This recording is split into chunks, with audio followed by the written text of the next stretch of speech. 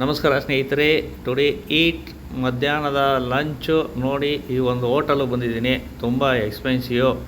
ಇಲ್ಲಿ ಒಂದು ಸಮತೋಲನ ಆಹಾರ ತೊಗೊಳೋನ್ಕ ಬಂದಿದ್ದೀನಿ. ಸಮತೋಲನ ಆಹಾರ ಅಂದರೆ ಪ್ರೋಟೀನು, ಕಾರ್ಬೋಹೈಡ್ರೇಟ್ಸು, ಮಿನರಲ್ಸು, ವೆಜಿಟೇಬಲ್ಸ್ ಎಲ್ಲ ಸೇರಿಸಿ ತೊಗೊಳ್ಳೋದೇ ಸಮತೋಲನ ಆಹಾರ. ಈ ರೀತಿ ಆಹಾರಗಳನ್ನ ತೊಗೊಂಡ್ರೆ ನಿಮಗೆ ತೂಕ ವೆಯ್ಟ್ ಜಾಸ್ತಿ ಆಗೋಲ್ಲ. ನೋಡಿ, ತೊಗೊಂಡಿರೋದು ನಾನು ಕ್ಯಾಬೇಜ್ ವಿತ್ ಯೋಗಾಟ್, ಇದು ಮತ್ತು rice carbohydrate. This one chicken for 14.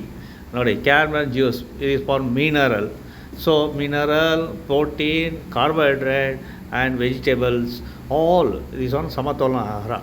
ಈ ರೀತಿ ತೊಗೊಂಡ್ರೆ ನಿಮಗೆ ತೂಕ ಜಾಸ್ತಿ ಆಗಲ್ಲ, ಬಾಡಿ ಗಟ್ಟುಮುಟ್ಟಾಗಿರುತ್ತೆ, ಏನೂ ತೊಂದರೆ ಇರಲ್ಲ, ಮೂಳೆಗಳೆಲ್ಲ ಗಟ್ಟಿಯಾಗಿರ್ತವೆ ಸ್ನೇಹಿತರೆ. Thank you for watching my videos. ಯಾರೆಲ್ಲ ನನ್ನ ಚಾನಲ್ ಸಬ್ಸ್ಕ್ರೈಬ್ ಮಾಡಿಲ್ಲ, ಪ್ಲೀಸ್ ದಯವಿಟ್ಟು ಸಬ್ಸ್ಕ್ರೈಬ್ ಮಾಡ್ಕೊಳ್ಳಿ ಸ್ನೇಹಿತರೆ. Thank you.